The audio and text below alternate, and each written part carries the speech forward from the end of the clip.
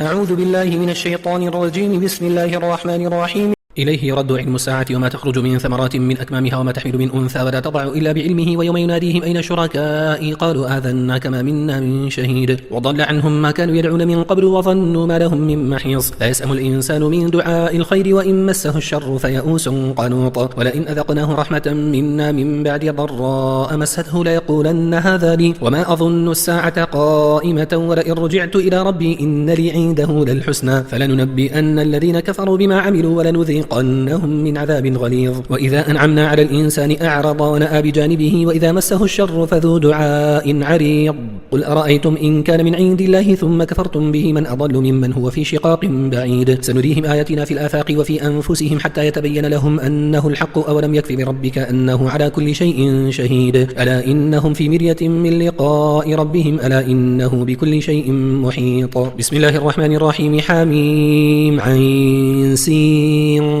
قاف كذلك يوحي إليك وإلى الذين من قبلك الله العزيز الحكيم له ما في السماوات وما في الأرض وهو العلي العظيم تكاد السماوات يتفطرن من فوقهن والملائكة يسبحون بحمد ربهم ويستغفرون لمن في الأرض ألا إن الله هو الغفور الرحيم والذين اتخذوا من دونه أولياء الله حفيظ عليهم وما أنت عليهم بوكيل وكذلك أوحينا إليك قرآنا عربيا لتنذر أم القرى ومن حولها وتنذر يوم الجمع لا ريب فيه فريق في الجنة وفريق في السعير ولو شاء الله لجعلهم أمة واحدة ولكن يدخل من يشاء في رحمته والظالمون ما لهم من ولي ولا نصير أم اتخذوا من دونه أولياء فالله هو الولي وهو يحيي الموتى وهو على كل شيء قدير وما اختلفتم فيه من شيء فحكمه إلى الله ذلكم الله ربي عليه توكلت وإليه أنيب فاطر السماوات والأرض جعل لكم من أنفسكم أزواجا ومن الأنعام أزواجا يذرأكم فيه ليس كمثله شيء وهو السميع البصير له مقاليد السماوات والأرض يبسط الرزق لمن يشاء ويقدر إنه بكل شيء عليم شرع لكم من الدين ما وصى به نوحا والذي أوحينا إليك وما وصينا به إبراهيم وموسى وعيسى أن أقيموا الدين ولا تتفرقوا فيه كبر على المشركين ما تدعوهم إليه الله يجتبي إليه من يشاء ويهدي إليه من ينيب وما تفرقوا إلا من بعد ما جاءهم العلم بغيا بينهم ولولا كلمة سبقت من ربك إلى أجل مسمى لقضي بينهم وإن الذين أورثوا الكتاب من بعدهم لفي شك منه مريب فلذلك فادع واستقم كما أمرت ولا تتبع أهواءهم وقل آمنت بما أنزل الله من كتاب وأمرت لأعدل بينكم الله ربنا وربكم لنا أعمالنا ولكم أعمالكم لا حجة بيننا وبينكم الله يجمع بيننا وإليه المصير والذين يحاجون في الله من بعد ما استجيب له حجتهم داحضة عند ربهم وعليهم غضب ولهم عذاب شديد الله الذي أنزل الكتاب بالحق والميزان وما يدريك لعل الساعة قريب يستعجل بها الذين لا يؤمنون بها والذين آمنوا مشفقون منها ويعلمون أنها الحق ألا إن الذين يمارون في الساعة لفي ضلال بعيد الله لطيف بعباده يرزق من يشاء وهو القوي العزيز من كان يريد حرث الآخرة نزل له في حرثه ومن كان يريد حرث الدنيا نؤته منها وما له في الآخرة من نصيب أم لهم شركاء شرعوا لهم من الدين ما لم يأذن به الله ولولا كلمة الفصل لقضي بينهم وإن الظالمين لهم عذاب أليم ترى الظالمين مشفقين مما كسبوا وهو واقع بهم والذين آمنوا وعملوا الصالحات في روضات الجنات لهم ما يشاءون عند ربهم ذلك هو الفضل الكبير ذلك الذي يبشر الله عباده الذين آمنوا وعملوا الصالحات قل لا أسألكم عليه أجرا إلا المودة في القربى ومن يقترف حسنة نزد له فيها حسنا إن الله غفور شكور أم يقولون افترى على الله كذبا فإن يشاء الله يختم على قلبك ويمحو الله الباطل ويحق الحق بكلماته إنه عليم بذات الصدور وهو الذي يقبل التوبة عن عباده ويعفو عن السيئات ويعلم ما تفعلون ويستجيب الذين آمنوا وعملوا الصالحات ويزيدهم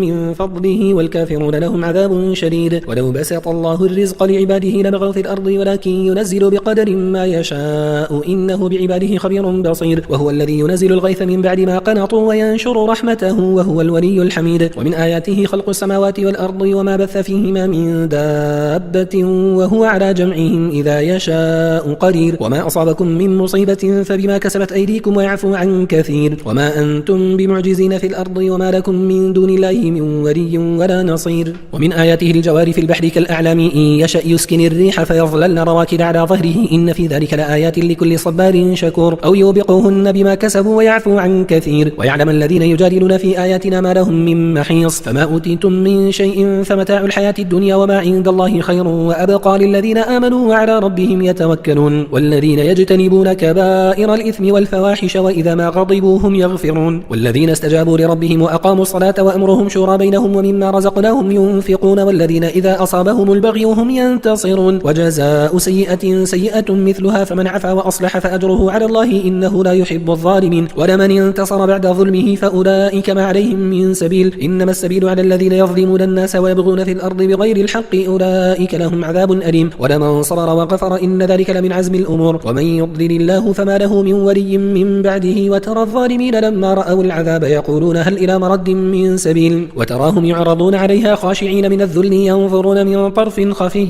وقال الذين آمنوا إن الخاسرين الذين خسروا أنفسهم وأهليهم يوم القيامة ألا إن الظالمين في عذاب مقيم وما كان لهم من أولياء ينصرونهم من دون الله ومن يضلل الله فما له من سبيل استجيبوا لربكم من قبل أن يأتي يوم لا مرد له من الله ما لكم من ملجأ يومئذ وما لكم من نكير فإن أعرضوا فما أرسلناك عليهم حفيظا إن عليك إلا البلاغ وإنا إذا أذقنا الإنسان منا رحمة فرح بها وإن تصبهم سيئة بما قدمت أيديهم فإن الإنسان كفور لله ملك السماوات والأرض يخلق ما يشاء يهب لمن يشاء إناثا ويهب لمن يشاء الذكور أو يزوجهم ذكرانا وإناثا ويجعل من يشاء عقيما إنه عليم قدير وما كان لبشر أن يكلمه الله إلا وحيا أو من وراء حجاب أو يرسل رسولا فيحيي بإذنه ما يشاء إنه علي حكيم وكذلك أوحينا إليك روحا من أمرنا ما كنت تدري ما الكتاب ولا الإيمان ولكن جعلناه نورا نهدي به من نشاء من عبادنا وإنك لتهدي إلى صراط مستقيم صراط الله الذي له ما في السماوات وما في الأرض ألا إلى الله تصير الأمور بسم الله الرحمن الرحيم حميم والكتاب المبين إنا جعلناه قرآنا عربيا لعلكم تعقلون وإنه في أم الكتاب لدينا لعلي حكيم أفنضرب عنكم الذكر صفحا أن كنتم قوما مسرفين وكم أرسلنا من نبي في الأولين وما يأتيهم من نبي إلا كانوا به يستهزئون فأهلكنا أشد منهم بطشا ومضى مثل الأولين ولئن سألتهم من خلق السماوات والأرض ليقولن خلقهن العزيز العليم الذي جعل لكم الأرض مهدا وجعل لكم فيها سبلا لعلكم تهتدون والذي نزل من السماء ماء بقدر فأنشرنا به بلدة ميتا كذلك تخرجون والذي خلق الأزواج كلها وجعل لكم من الفلك والأنعام ما تركبون لتستووا على ظهوره ثم تذكروا نعمة ربكم إذا استويتم عليه وتقولوا سبحان الذي سخر لنا هذا وما كنا له مقرنين وإنا إلى ربنا لمنقلبون وجعلوا له من عباده جزءا إن الإنسان لكفور مبين أم اتخذ مما يخلق بنات وأصفاكم بالبنين وإذا بشر أحدهم بما ضرب للرحمن مثلا ظل وجهه مسودا وهو كظيم أو من ينشأ في الحلية وهو في الخصام غير مبين وجعلوا الملائكة الذين هم عباد الرحمن إناثا أشهدوا خلقهم ستكتب شهادتهم ويسألون وقالوا لو شاء الرحمن ما عبدناهم ما لهم بذلك من علم إنهم إلا يخرصون أم آتيناهم كتابا من قبله فهم به مستمسكون بل قالوا إنا وجدنا آباءنا على أمة وإنا على آثارهم مهتدون وكذلك ما أرسلنا من قبلك في قرية من نذير إلا قال مترفوها إنا وجدنا آباءنا على أمة وإنا على آثارهم مقتدون قال أولو جئتكم بأهدى مما وجدتم عليه آباءكم قالوا إنا بما أرسلتم به كافرون فانتقمنا منهم فانظر كيف كان عاقبة المكذبين وإذ قال إبراهيم لأبيه وقومه إنني براء مما تعبدون إلا الذي فطرني فإنه سيهدين وجعلها كلمة باقية في عقبه لعلهم يرجعون بل متعت هؤلاء وآباءهم حتى جاءهم الحق ورسول مبين ولما جاءهم الحق قالوا هذا سحر وإنا به كافرون فقالوا لولا نزل هذا القرآن على رجل من القريتين عظيم أهم يقسمون رحمة ربك نحن قسمنا بينهم معيشتهم في الحياة الدنيا ورفعنا بعضهم فوق بعض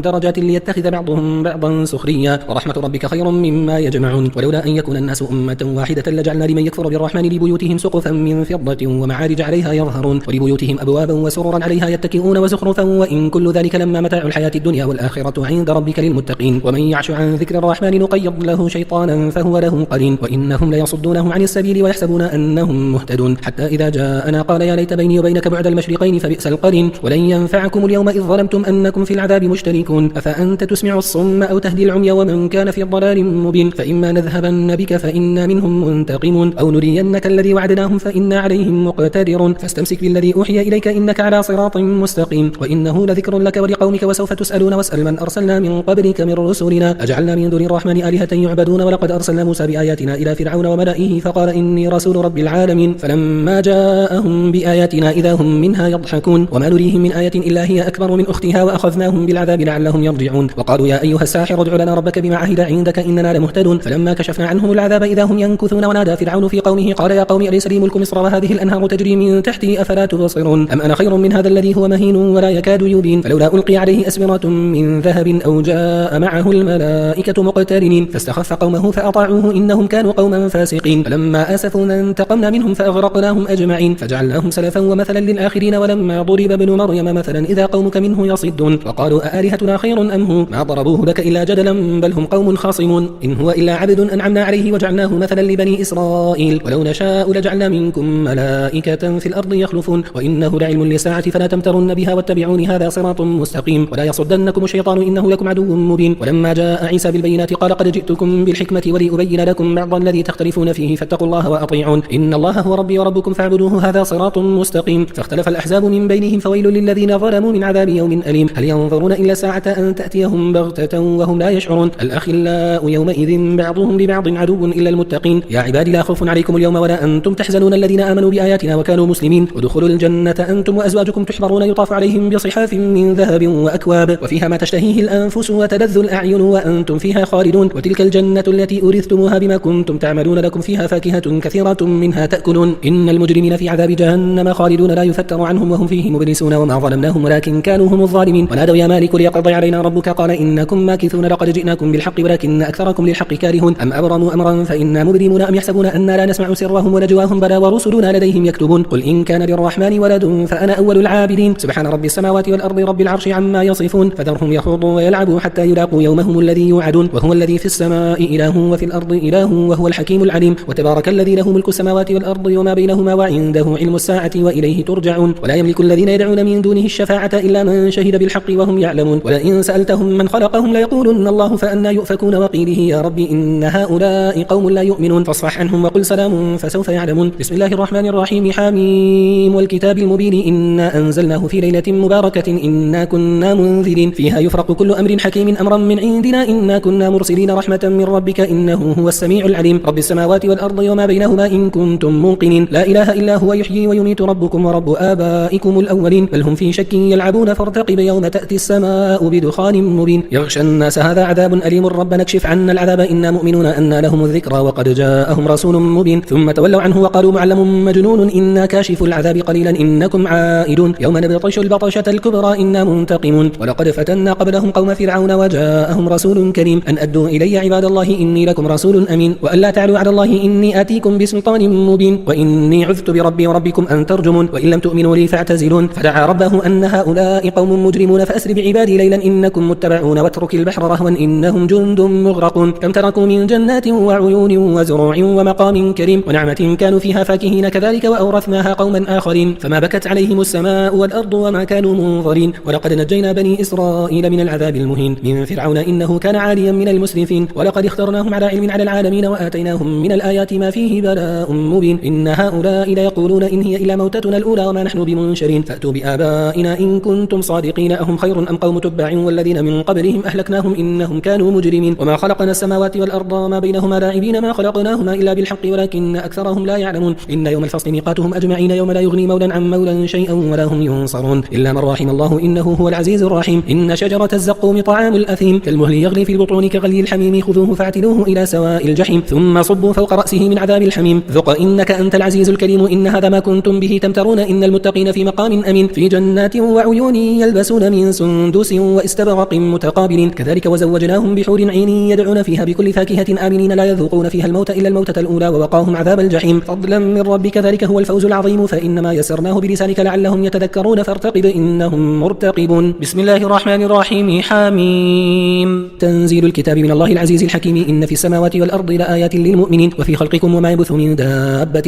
آيات لقوم يوقنون واختلاف الليل والنهار وما